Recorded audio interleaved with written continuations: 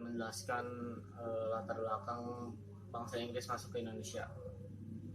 Jadi ya, setelah kekalahan pihak Jepang, rakyat setelah pejuang Indonesia berupaya melucuti senjata para tentara Jepang, dan dari situlah maka timbullah peperangan yang memakan korban banyak di daerah. Ketika gerakan untuk melucuti pasukan Jepang sedang berkobar, pada tanggal 15 September 1945, tentara Inggris mendarat di Jakarta, kemudian mendarat lagi di Surabaya pada tanggal 25 Oktober 1945.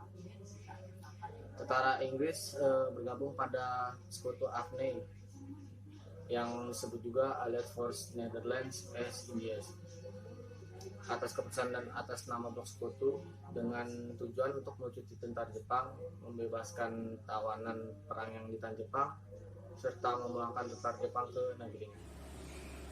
Namun, selain itu, tentara Inggris yang datang juga membawa misi mengembalikan Indonesia kepada administrasi pemerintahan Belanda sebagai negeri jajahan Hindia Belanda. NICA, Netherlands Indies Civil Administration, ikut memonceng bersama rombongan tentara Inggris untuk tujuan tersebut.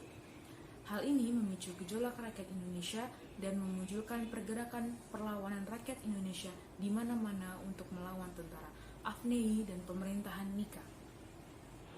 Sejak abad ke-17, para pedagang Inggris sudah berdagang sampai di daerah India.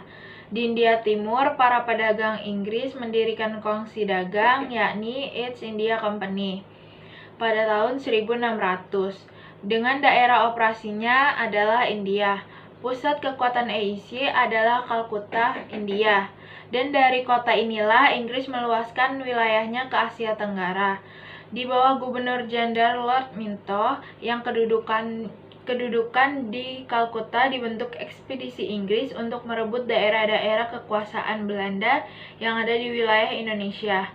Pada tahun 1811, Thomas Stamford Raffles telah berhasil merebut seluruh wilayah kekuasaan Inggris di Indonesia.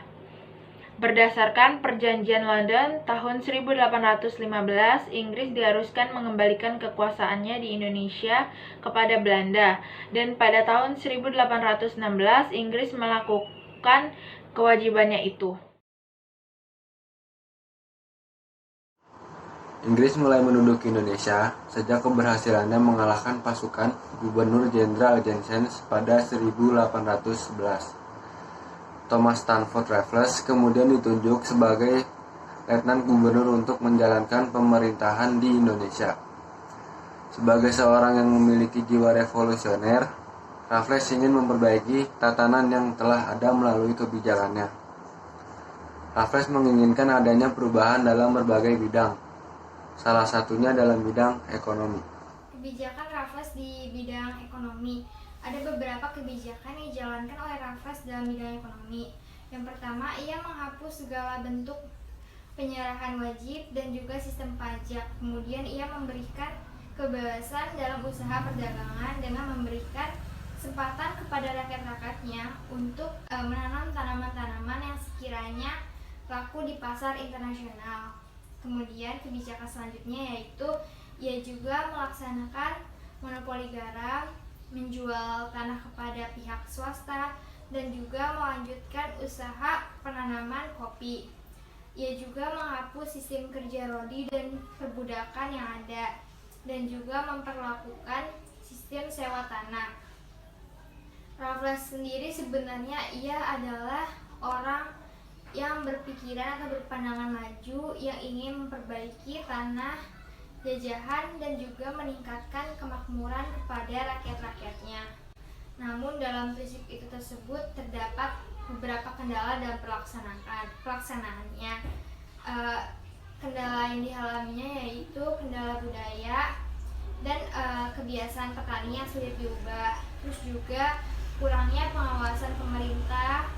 Terus peran kepala desa itu lebih kuat daripada orang Eropa, dan juga Raffles sulit untuk melepaskan kultur sebagai penjajah, yang pada akhirnya membuat pemerintah Inggris tidak mendapatkan keuntungan, dan sebaliknya juga sedangkan rakyat Indonesia tetap mengalami penderitaan itu sendiri.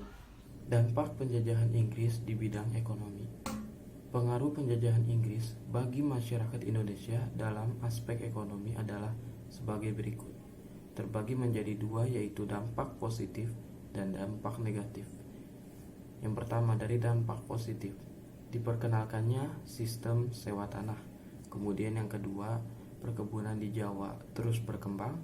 Yang ketiga, penghapusan sejumlah kebijakan Belanda yang sangat menyengsarakan rakyat. Dan yang keempat, penerapan sistem perdagangan bebas. Dampak negatifnya adalah yang pertama, yaitu monopoli oleh penjajah menyebabkan terjadinya situasi yang tidak sehat dalam perdagangan. Yang kedua, timbul persaingan tidak sehat karena pengusaha pribumi dengan modal kecil kalah dengan pedagang besar. Yang ketiga, beban pajak sistem sewa tanah sangat memberatkan dan membuat rakyat semakin miskin.